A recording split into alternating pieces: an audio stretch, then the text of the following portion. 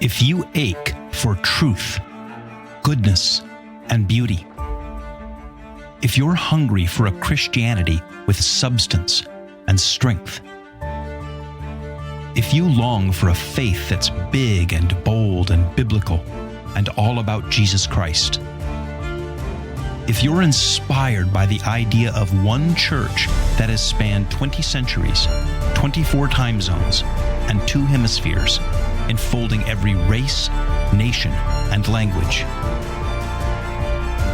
then you're considering Catholicism.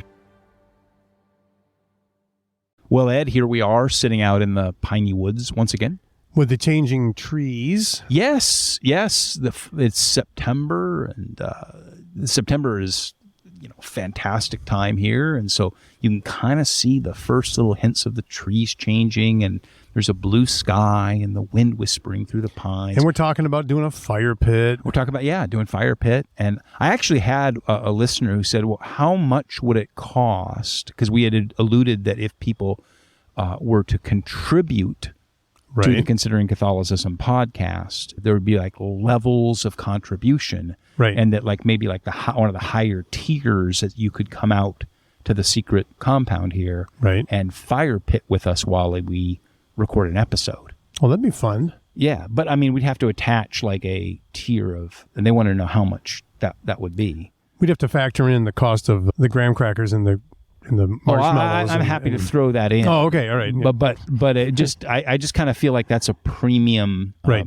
That's a premium thing, and so because we'd also be giving away the location. Right. So then there would be the whole swearing to secrecy and the threats and all that. Yeah. Well, we'd have to meet them at some location 5 miles away from here and put like they do in the movies or something where they have a blindfold or a bag over their head or whatever, and they drive them out there so they can't. And we drive around in random circles first so that they would not be able to sort of remember where this is. I'm liking this more and more. I do. So any of you who would like to contribute an exorbitant contribution to the podcast and be met at a supermarket parking lot, to only have a bag put over your head, driven around for an hour, and arrive at the secret compound where you could enjoy a fire pit while we record an episode. Write us in. Right. Yeah. So if we can make money for that to support this thing by putting bags over people's heads and driving them around, I'm in. I'm totally all the in. better. Right. Now, the other thing that's going on here is that you are deathly ill. So as we talk about this, as you hear the pines, whistle and all this kind of business, you're also going to hear Ed hacking out a lung. Right. Like he said, he's got tuberculosis or something. Right. My doctor tells me. Do you have tuberculosis? I don't. My doctor tells me I just have to wait this out. It is what it is. Except the fun part of this for me has been that as I lay in bed at night, I can hear it wheezing in my throat, and I hear the other night I heard it going. I'm a musician, so it goes. I heard these 2 notes that were a whole step apart, going back and forth, and I thought they were maybe a G and an A, but I wasn't sure. And oh my gosh. So occasionally You were telling me about a goofy dream you had where you were coughing in some numerical sequence. Yeah, I had a fever, and I wasn't aware that I had a fever. It was the middle of the night, and I kept thinking if only I could get my coughs into numerical order and get them in the right order, I would stop coughing. And when I got up in the morning, and I was still thinking it, and after I sat in the chair for a while, this was 3 weeks ago, I thought, maybe that's not right, and I have a fever. But it was, if I stood back from it, it was kind of interesting.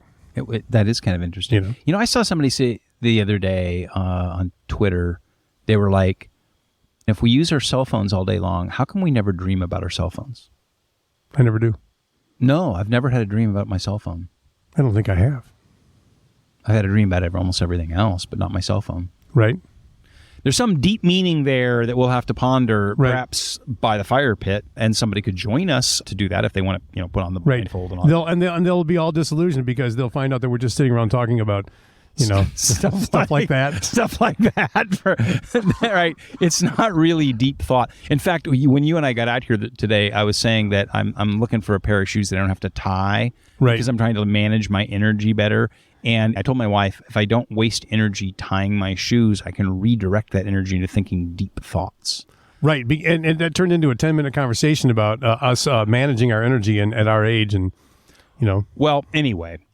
All right. Today's topic is you had something that you wanted to bring up. Yes. We're skating up on Halloween. Yeah, but so that's like 6 weeks away. But Right. we're going to get ahead of this because every year this comes up. Right. And we just had, in the trailer park north of here, a little ways, we just had Halloween in September. They do Halloween things. So we decorated the porch of our little place, and I put a TV out there and played Young Frankenstein on it on a loop. And we gave things away and candy and stuff. And a mutual friend of ours I was talking to him about it at breakfast. And we were talking about whether Halloween is a good thing or a bad thing. And, all my life, I have thought of Halloween as this sort of pagan thing that crept into Christianity. And yeah, it's harmless if the kids go out and trick or treat and all of that and wear pirate costumes or whatever. But I always had this secret suspicion that the Catholic Church, this was their doing, and that they had co-opted some pagan ritual or holiday, and it always made me a little uneasy. And I thought, well, us Protestants, we're doing that right, Yeah. Okay. So again, every year, like my whole ministry career, this comes up. Like, what about Halloween? What about Halloween? What about Halloween? So it's time for, well, we've not had like an annual Halloween episode, but it's time for the annual conversation about Halloween, which we're going to have, on this episode. Right. So let's talk about, I think, 3 things about that.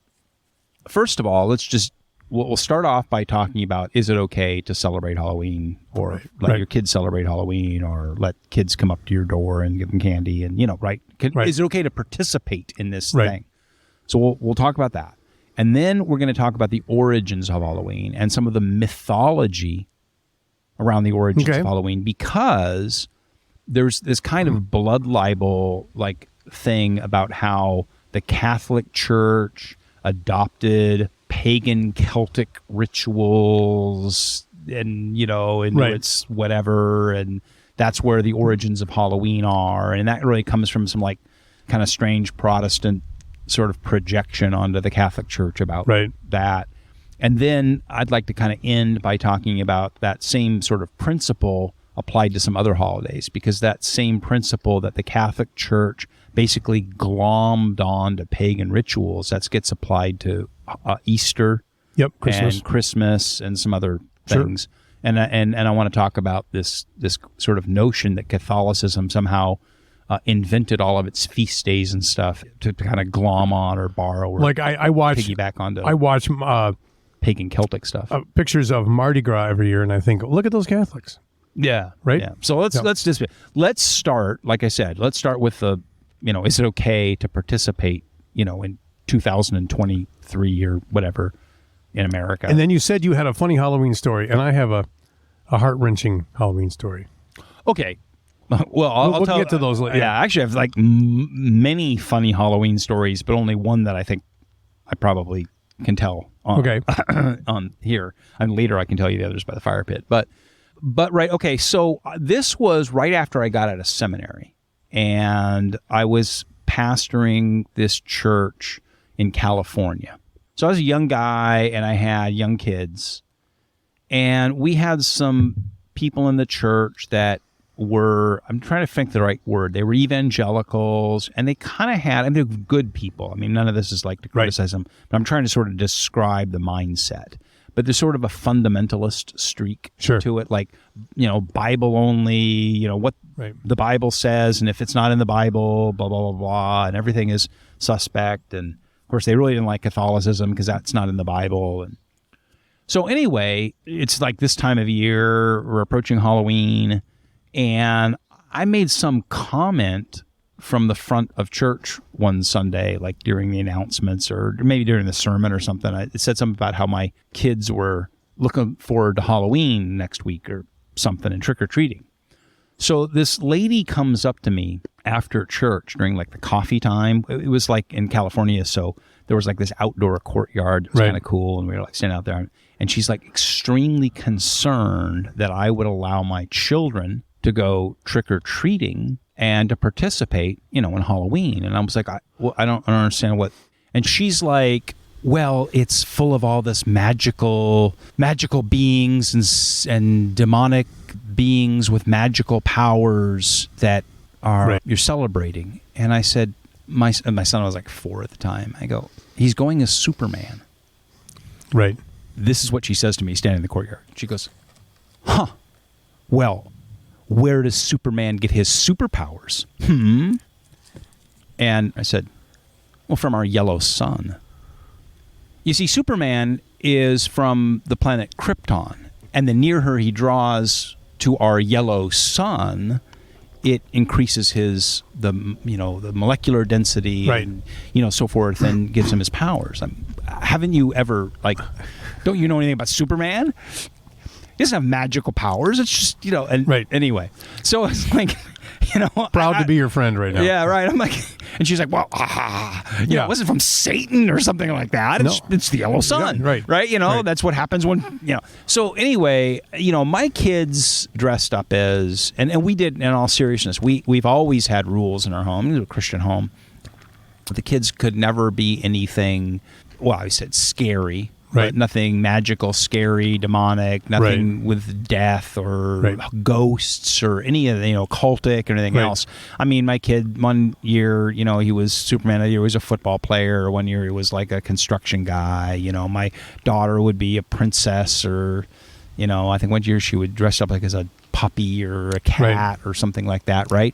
And so if the question is, and let's frame it this way, that you can have a sort of community event where children dress up and pantomime in fun costumes or outfits and come to their neighbors and get candy. It's sort of hard to figure out what about that is morally wrong. Now, there is a very dark side to secular Halloween. Let's not deny that. Because the secular world has imbued it with occultic meaning. And that's a very, very dark thing. And I personally, I don't watch horror movies. Yeah, me neither. I don't think I've ever watched a horror movie. I won't allow them to be on my television. I won't allow that stuff. I want to say really clearly, as a Christian, as a Catholic, I very much believe in the demonic. Sure. I very much believe in demonic powers and the occult. I take that very seriously. And I've never allowed that into my home. I won't let that into my life. I won't watch that stuff. I won't participate with those things. I certainly wouldn't allow my children to dress up. I think one time in my life, when I was in college, a couple of the guys in my dorm or something, we went to one of these haunted house things that get set up, and I remember finding it just really disturbing because it was all death and gore and blood, occultic things and demonic things. And I'll tell you do open the door to those things in your life. And so the issue is there is a sort of secular meaning to Halloween in America, at least, and that secular cultic celebration is something that we should absolutely shut the door to. But one of the things, and we'll get to this in a minute when we start talking about the relationship of Christians to pagan holidays, is that we can appropriate things that are secular and make them wholesome. And in some ways, that's allowing Christ to conquer the world. We believe that Christ does conquer and claim the world. He is king. And there's something glorious about Christ taking things and redeeming them and conquering them and making something that is dark in the world holy and good.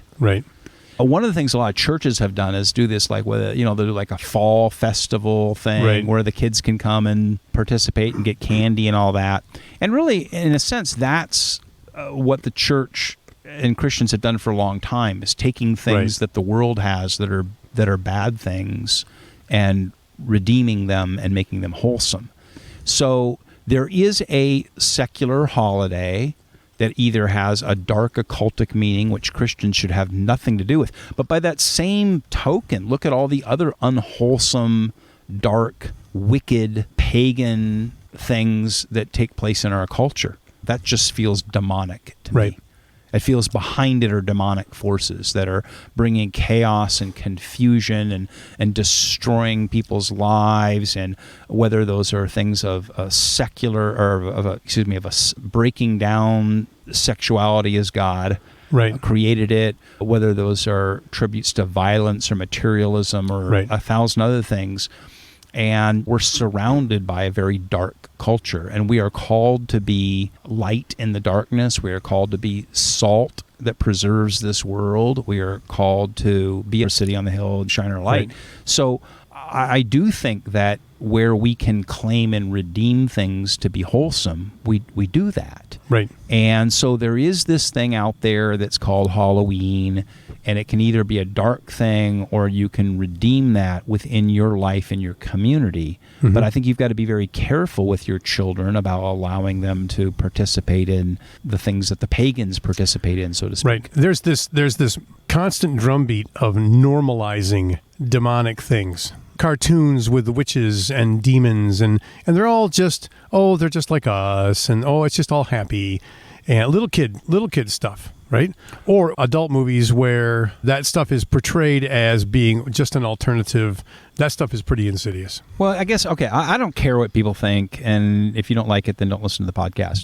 When I look at the drag queen things where they're sitting in front of children, and some of these drag queens dressing off horns and this kind of weird demonic thing, and there's some guy dressed in some kind of bizarre demonic thing with devil's horns and a dress and a whatever weird thing, and he's shaking his butt and exposing his junk in front of children, and there are moms bringing their children to be exposed to this. Right.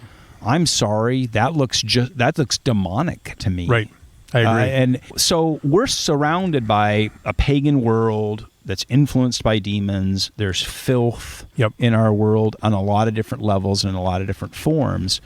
But I do think that Christ calls us to conquer, or Christ conquers, and he calls us to follow in his conquering and to follow up on that. And I think that's where we can redeem parts of our culture and take them back and say, you know what, there is a sort of a space that we can create that's wholesome, where children are able to dress up in fun outfits like a cat or a princess or a superhero or whatever, right?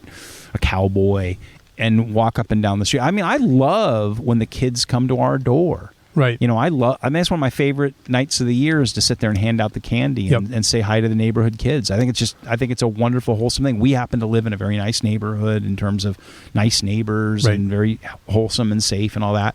And it's fun to see all the little kids come up to the door and, ask them what are you dressed as, and give them a little baby Snickers bar. Then I close the door and it's like one for them and one for me. Right. I end up eating half the bag. But, like, I think that's a wonderful thing. And I think that is redeeming and reclaiming something that's negative. So, do I think that it's wrong for us to participate in Halloween? No, if what we do is we reclaim and redeem that holiday and make it something wholesome. Okay? But I do think that we should be very cautious about ourselves or our children participating in the sort of pagan, cultic, and morally filthy aspects of this that open the doors to the demonic. And I think you just have to decide to draw those boundaries and not allow those aspects of this thing to be part of your life. Now, like I said, that I think raises a couple of other issues. And so I want to turn to this whole thing about the origins of Halloween. Yep. So I said at the beginning that there's this kind of blood libel, this bizarre sort of origin story that some Protestants or fundamentalists, evangelicals, will tell about the origins of Halloween in the Catholic Church. Yep. Here's how the story goes in some version of this myth, that the Catholic Church in the Middle Ages adopted these Celtic festivals. This one was, I think, Samhain or something like that, which is like this fall Celtic festival where there's occultic things and the demonic and supernatural. And the Catholic Church sort of glommed on to that and created this thing called All Souls Day and All Saints Day, because the church was just incorporating all of these Celtic festivals in the Middle Ages. Well, the problem with that story is it's just not true. Right? Yeah. And it's kind of easily proven to be not true and a little bit ridiculous. And I'll get to Easter in a second because the same story is told about Easter. But let's start with Halloween. Yep. So the Catholic Church does have 2 feast days, okay? Yep. Right? Yep. And we've talked about feast days before. These are, holy days. We never have feast days in the Protestant world, so No, I'm motivated here. So what we mean by a feast day, right, is it's a liturgical celebration. So it's a day where there's a special mass Right. for that day. And there are 2 of them. On November 1, we have All Saints' Day. And on November 2, we have All Souls' Day. Okay? Okay. All Saints on November 1 and All Souls on November 2. And All Saints' Day, actually, not only is it a feast day where there's a special mass, but it's a holy day of obligation. So I think we've talked before about that there are certain days on the liturgical calendar, including Christmas and Easter and a few others, that are considered holy days of obligation. That as a Catholic, you are obligated to attend that mass. Obviously, if circumstance, you're in the hospital or something, you can't. But that is an obligation. Now, All Saints' Day, like I said, November 1. And we've talked in the past before about vigil masses. You remember? So here's what a vigil mass is, like Christmas vigil or Easter vigil. And that is the day, in the ancient times, you would count the day ending at sunset. Right. And once the sun sets, sort of the next day has begun. Like Right. we say the day begins at 12:01 a.m. Right. Right, kind of like in the middle of the night. But in ancient times, they said, well, once the sun goes down, it is now the end of this day and it's the beginning of the next. So the day begins with dark and ends with Right. Right. This is a little bit of, we've talked in the past before about some of the confusion about Jesus in the grave for 3 days. Right. And how you counted days. So in the Catholic Church, once the sun goes down, you can have what's called a vigil mass. And this happens every Saturday. So when you go to a Catholic church and you have, say, a Saturday night service, I know we've talked about this in some episodes. Yeah, we have. The Saturday night service is actually a Sunday service just held in the dark hours. Do you know what I'm saying? Did the church actually wait until dark to do this? Yeah, because this is an ancient thing. Like Okay. It goes back to the time of Christ, right? I mean, that was how the ancients sort of counted it in the ancient world. And so you would say that in that context, that once the sun goes down on Saturday, at least liturgically, Right. Sunday has begun. So when you have a mass on Saturday night after sunset, it is technically the first mass of Sunday.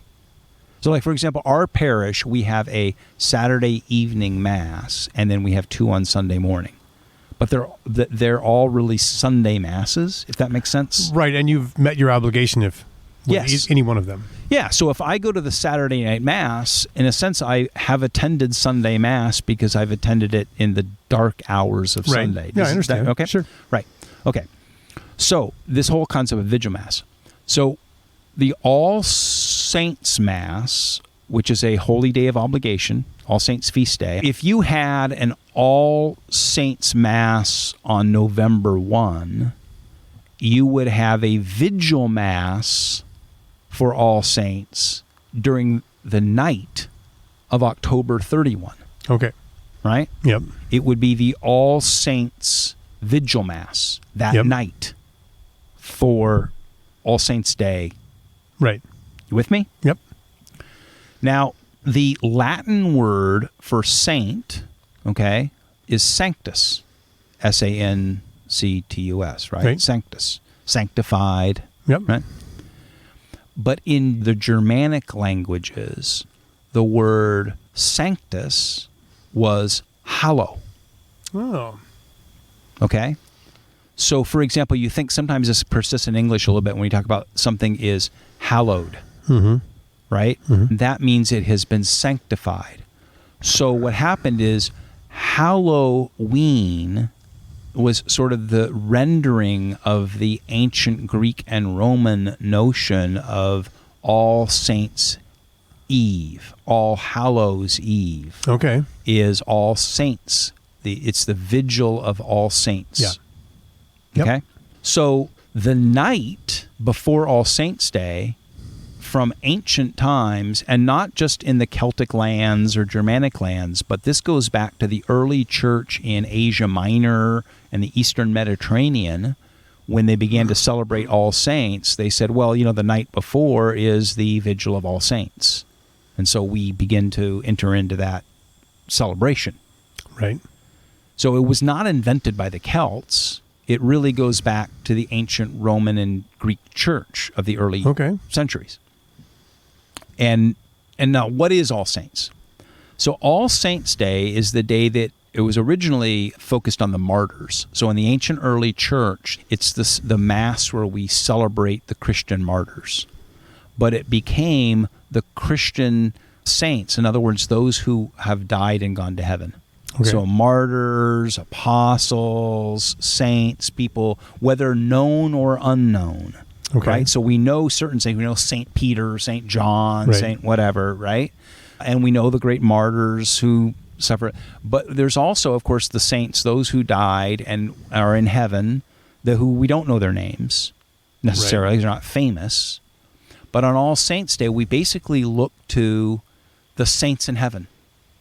And we celebrate them and pray to them to pray for us. Okay? Right. So all the gathered saints in it, that's what All Saints' Day is. It's a Mass to pray for and to ask for the intercession of all the saints in heaven. Okay. All Souls' Day is the next day. There's also a Mass for that. All Souls' Day is to remember the departed dead who have not yet achieved heaven. So it's basically the souls in purgatory. Okay. Right? So it's those departed Christians who have not yet attained heaven, and we have a Mass to pray for them. Okay. So if you go to your Catholic parish on All Souls, there's all times a, quote, Book of the Dead that gets put out. And basically what it is, you go write down the name of your grandmother or the name of your whatever, and it's basically pray for my grandmother, pray for my... So all of those who, have passed, that we pray for them, and we pray for them to continue their journey. We've talked about this before in other episodes, to continue their journey to perfection in God. That's what All Saints and All Souls are. So it's a 2-day thing. It really becomes kind of a 3-day trifecta or hat trick, because you have All Saints, All Souls, and then you have this All Saints' Eve, which, when it got up into Northern Europe, was simply translated into the language there as All Hallows' Eve, i.e., Halloween. Okay. So the church did not come up and sometime in the Middle Ages see the Celtic holiday of Samhain or something and decide to construct some kind of weird Catholic ritual to glom onto it. Right. This was an ancient celebration going back to the 2nd, 3rd century from the Eastern Mediterranean, that the church has always celebrated the departed and celebrated those souls in heaven and in purgatory that are continuing, and had a Mass for them. And when it got up to Northern Europe, it took on this name. Now, were there Celtic ceremonies, pagan Celtic ceremonies that occurred in the fall that were fall festivals? Of course. When you look at the ancient peoples that were largely agrarian, a lot of their festivals revolved around things like equinoxes and solstices, right? I mean, seasonal things. Every culture in the world has probably had a fall festival, a midsummer festival, right? There's nothing special about that. But they did have these fall festivals. But here's the important point. Rather than the Catholic Church sort of attaching or inventing this to glom onto that, what ended up happening, or has happened, is that those things have glommed onto the church's celebration. So over time, those kind of occultic meanings glommed onto what is really the wholesome celebration and prayers for the departed saints in heaven. Right. And so it has taken on a dark meaning in our culture as the sort of dark and pagan forces have sort of tried to co-opt and take over. The other way around. They're co-opting. Yeah, right. They're co-opting this rather than the church co-opting or glomming onto a pagan festival. Does that make sense? It does. So let me just say, because I talked about Easter, you hear the same sort of thing about Easter. There's this myth floating around out there that somehow the Catholic Church in the Middle Ages glommed onto some Germanic festival to the goddess of Uster or something and invented Easter. And this is like genuinely one of the dumbest things that anybody could say or think. I'm sorry, I don't want to hurt anybody's feelings, but this is really one of the genuinely dumbest things you can say. So let me tell you where the origins of Easter are. Jesus rose on the third day, right, on the year where Passover fell on a Friday. Yep. And when was that? It was, well, in the spring. You know why? Because Passover, the Jewish Passover, is in the spring, because the Jewish Passover is an astronomical holiday. It falls on the whatever day of the month of Nisan, right? Determined by the lunar phases and all that. And so we know that Jesus died, was executed on Passover, and rose on the third day afterwards in the spring. And it's a floating holiday because it's an astronomical thing tied to the moon phases and, blah, blah, blah, blah. So first of all, the church did not invent the celebration of Christ rising because in the year 1000 they encountered weird pagan Germanic spring festivals to Easter. The church started celebrating Jesus rising like the week Jesus rose. Right. And from the beginning, and they celebrated it when in the year they did because, that's when it happened. Right. Secondly, the whole name Easter and that the church sort of attached Easter to it is also like really dumb because the church never called Easter Easter. So in Greek and Latin, it's Pascha. Paschal lamb, right? Remember Jesus, like the Paschal lamb that was sacrificed? Mm-hmm. So Paschal lamb, that was tied to the Jewish Passover. Okay. And the holiday from ancient times, and in certain parts of Europe where the languages are still Romance languages, they don't call Easter Easter, they call the festival Pascha or Paschal. It's the Paschal festival.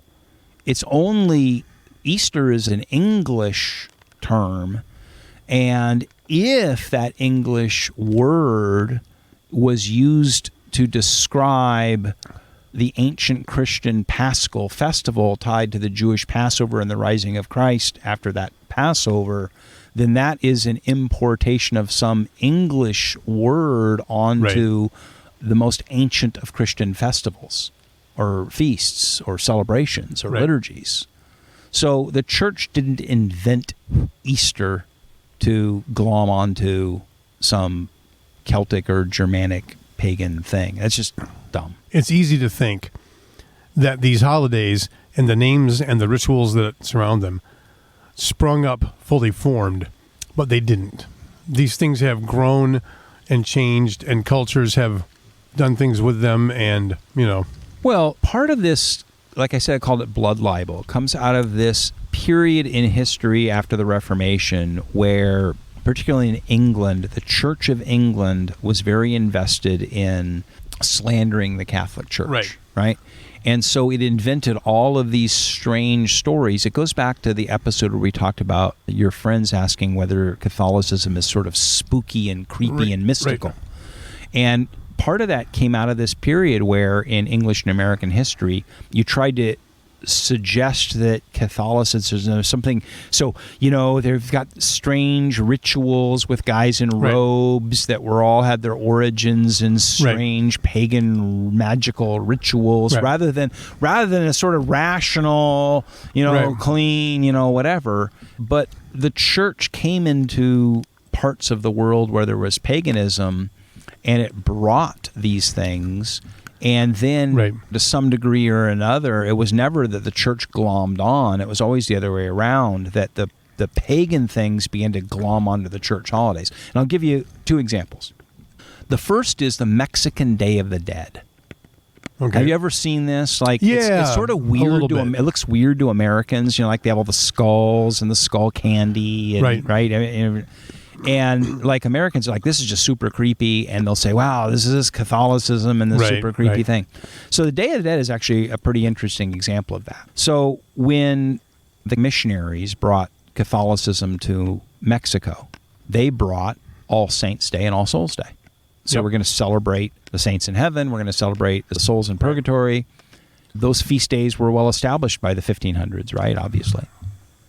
Well, the Aztecs and Mayans also had celebrations of the dead, because almost every culture from the beginning of time has celebrated like the harvest and the spring and midsummer. Every year when I realize that the sun is actually going to start coming back, I think, I understand the impulse to sacrifice a small woodland animal, because I really want that to happen. Well, I'm just saying, right? I mean, when you're tied to the seasons, every culture around the world from the dawn of time has had, these kinds of seasonal celebrations and imbued whatever their meaning is into it.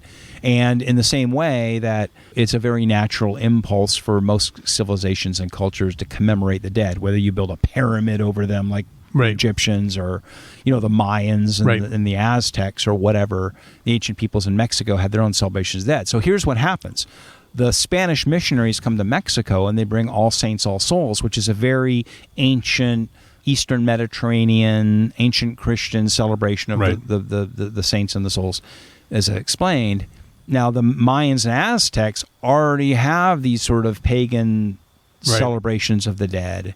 And what ends up happening is those get glommed onto those Catholic days on November 1, November 2, which is when the Day of the Dead occurs. So it occurs coincidental of that.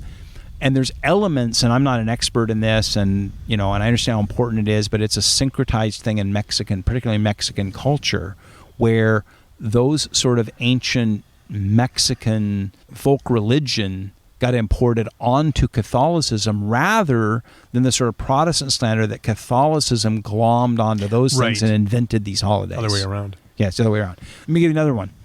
Mardi Gras. So Mardi Gras is the day before Ash Wednesday. So Ash Wednesday, the beginning of Lent, is a very holy thing. It begins the time of Lent where we prepare ourselves for Christ's death and resurrection. And so people, maybe if you're not Catholic, you've seen Catholics get the little ashes on their forehead, and that's a time when we begin Lent, which is a time of prayer and repentance and all these kinds of things, and fasting or whatever. People give stuff up for Lent or whatever. Well, what you ended up having was people inventing this whole Fat Tuesday thing. Now, let's be clear. The Catholic Church doesn't have a feast day or a liturgy for Fat Tuesday. Right. That's cultural, right? That's a cultural thing where people in those cultures said, oh, wow, tomorrow's Ash Wednesday, so I'm going to party like it's like it's Fat Tuesday today, and I'm going to go out there. And then you look at these Mardi Gras celebrations in some parts of the world, and they're just out of control, sexually, occultic things, just horrible. We have to hurry up and do bad things because tomorrow we have to stop. Right. Now, that's not a Catholic thing. That is secular pagan reaction or glomming on to what is a very beautiful Catholic celebration. So, in all of these things, the church's feast days and holidays and the liturgical year is very structured around scripture and history and these things, and deeply holy and ancient. As it has encountered cultures, it is cultures that have reacted to the church's liturgy rather than the church inventing its liturgical year around paganism. So I guess at the end of the day, we start with this thing about Halloween is, number one, my advice to everybody is, if you want to take your kids trick-or-treating, or you want to have kids trick-or-treat at the door, or you want to decorate your... Like, I've never put scary, ghosty, occultic things in our house. I always carved pumpkins, but I always carved, like, smiling, happy pumpkins and kitty cats. We did that one year at your house. You and I. You came over, we carved fun pumpkins, and so we've never put dark, occultic, scary things in our house. Right. We've always made our house actually on Halloween, when kids come to the door, look very bright and cheerful. Right. And, come up to the bright, cheerful porch, and I'm happy to give you one little Snickers bar for you and one for me. Right. And the kids dress in wholesome things, and it's just kind of a neighborhood fun celebration of that. But the next day, it's a holy day of obligation. I go to All Saints Mass, Right. and then I go to All Souls Mass. And so I celebrate the church, and I also participate in my community in wholesome ways. If the culture around us, the pagan culture around us, is going to turn things dark and negative and evil and glom onto the church's liturgical year, then I certainly am not going to participate in that. And I encourage people not to do that.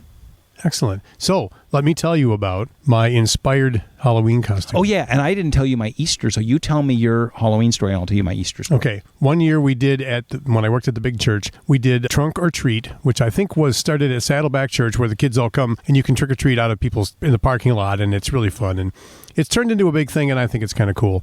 We wanted a video to promote it. So I put on a bathrobe, and I got a piece of foam core, and I cut out a big letter C, and I colored it red with a marker.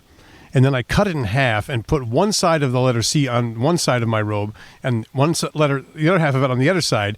And I was Moses and the parting of the Red Sea. and then I held up, instead of a staff, I had a sucker, a candy. And as I held up my hands over the parking lot, we stop action filmed all of the trunks popping open. That's cool. That was my big... So I'll tell you my Easter story. Yes, let's hear. Okay, because as I said, this whole notion that Easter was some pagan Celtic ritual that the church invented or glommed onto or whatever is ridiculous. And so for that reason, in the same way that we don't put ghosts or occultic things in our house for Halloween or on our pumpkins or whatever, but we don't use the Easter bunny. Right? Easter is the holiest day of the year, the Paschal celebration, the rising of Christ. I have nothing to do with the Easter bunny, except the time I was the Easter bunny. Yeah. So I was 17 years old, living in Huntington Beach. Right. And I had a job at this really famous, I think it's still there, it's so big thing, this really famous mall right there in South Orange County called South Coast Plaza. It's real ritzy, a real upscale thing. And I had a part-time job at the mall. And the guys who ran the mall said, hey, we do like this thing, like Easter Bunny brunch, where people can bring their kids and get their picture taken with Easter Bunny. And so we're looking for somebody to wear the Easter Bunny suit. And I was like 16 or 17. I was like, how much does it pay? Right. And it's like, you make like $100. And this is like back in the olden days. So I was like, oh, yeah, I'm all in, right? So I was the Easter Bunny. I put on the suit, and it was like, zip it all up in this giant head. And it was really kind of a crazy metaphor because like the head had this idiotic grin on it. Right. Like this giant idiotic grin. Right. And inside I'm sweating and miserable and hating the experience. Muttering under your breath. Yeah, but the idiotic grin is pasted on the fake head on side of me.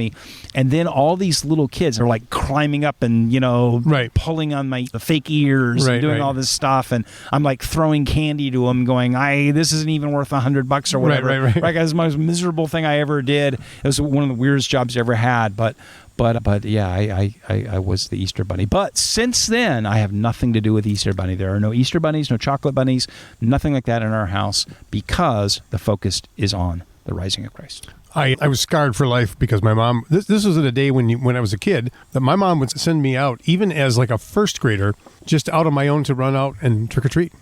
It's on my own. On your own? Yeah. That's sad.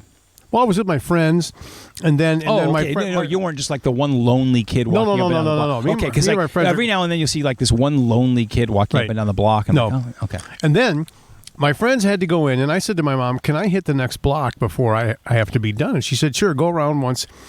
And it was a real humid, dewy, almost kind of rainy night. And when I got back, I loaded up. Oh my gosh, did I load up? And when I got home, I was so little that my bag had dragged on the grass and worn a hole in it because it was paper and all the candy was gone. And I was, inconsolable. That's it. I feel bad for you, Ed. I think we're going to go over here and sit by the fire pit and, kind of console. To this day, I can't pass the Snickers bar without. Well, I know. And so we're going to sit by the fire pit and you can, you kind of talk about it, and we'll Right. work through your PTSD about it. But if only we had a donor, like a premium donor, to come and sit by the fire pit with us. Right. That we could have brought here. And we under can get gas blindfold. station pizza. Yeah. All right. Well, hey, thanks, and we'll be talking to you all in our next episode. All right. Thank you for listening. My name is Greg Smith. And if you've enjoyed this podcast, would you please hit the like and subscribe buttons wherever you get your podcasts? And please share it with others. And if you're curious about the Catholic worldview and faith, the Church and its saints, or Catholic history, culture, and art, then visit consideringcatholicism.com. And email me to let me know what you think. Greg@consideringcatholicism.com.